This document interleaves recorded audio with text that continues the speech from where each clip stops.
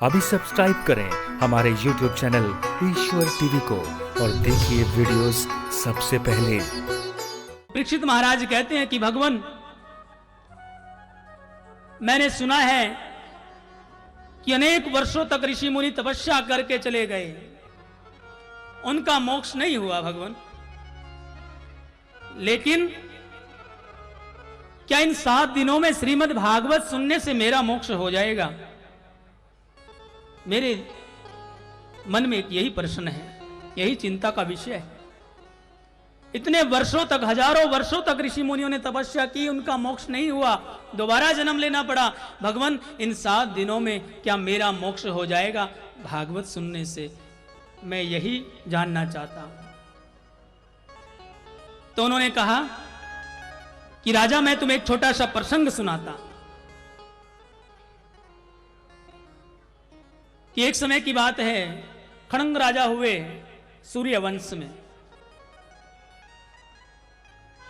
जिस वंश में रघु हुए, यज हुए, अज हुए, दशरथ हुए, भगवान श्री राम हुए, मरीचि ऋषि हुए, मनु हुए, उसी वंश में खड़ंग राजा हुए।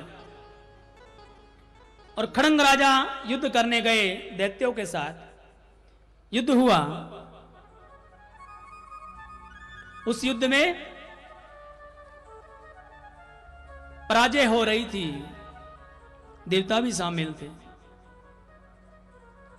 और देवता जब हारने लगे तो खड़ंग राजा ने उनकी सहायता की और उन्हें विजयी बनाया। जब देवता विजयी हुए तो उन्होंने, इंद्रदेव ने खड़ंग राजा को कहा कि राजा, आप जो वरदान मांगना चाहते हैं मांग लीजिए, मैं आपको वरदान देने के लिए तैयार हूं।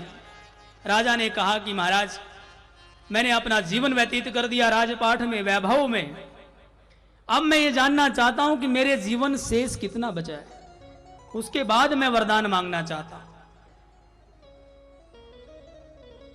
उनके जीवन के बारे में पता किया गया। 2 क्षण की जिंदगी बची थी राजा खड़ंग की, 2 क्षण की जिंदगी। और उस 2 क्षण की जिंदगी का जब पता लगा राजा को, तो उसने भगवान इंद्रदेव से कहा कि भगवान, अगर आप मुझे कुछ देना चाहते हैं तो 2 क्षण की भक्ति दे दीजिए। राजा चाहता तो जीवन दान मांग सकता था, लेकिन उन्होंने 2 क्षण की भक्ति मांगी, क्योंकि भक्ति की दासी ही मुक्ति है। और भक्ति मांग ली, 2 क्षण की भक्ति दी इंद्रदेव ने, और उस 2 क्षण की भक्ति पाकर उन्हें मोक्ष की प्राप्ति हुई। राजा, उसके पास 2 क्षण थे, तेरे पास तो 7 दिन है।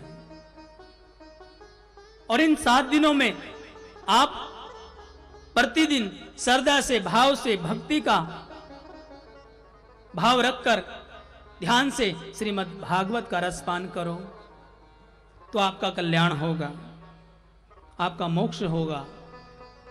क्योंकि भागवत मोक्षदायिनी है। भागवत के अंदर ज्ञान, वैराग्य, भक्ति सब भागवत के अंदर है।